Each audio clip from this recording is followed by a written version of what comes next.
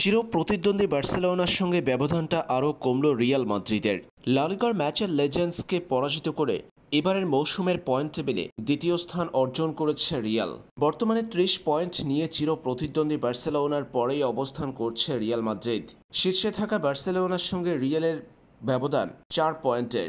লেজেন্ডসের বিপক্ষে ৩-০ গোলের জয়ের দিন গোল করতে না পারলেও কিলিয়ান এমবাপ্পেকে দিয়ে গোল করিয়েছেন ভিনিসিয়াস জুনিয়র। তারকা ব্রাজিলিয়ান এই উইঙ্গারের বাড়ানো বল থেকে দীর্ঘদিন পর গোল করেছেন কিলিয়ান এমবাপ্পে।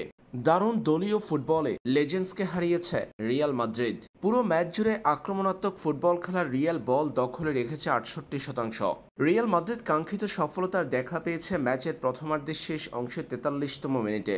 সতীর্থের কাছ থেকে পাওয়া বলটি নিয়ে ক্ষিপ্র গতিতে প্রতিপক্ষের ডিবক্সে ঢুকে পড়েছেন ভিনিসিয়াস জুনিয়র।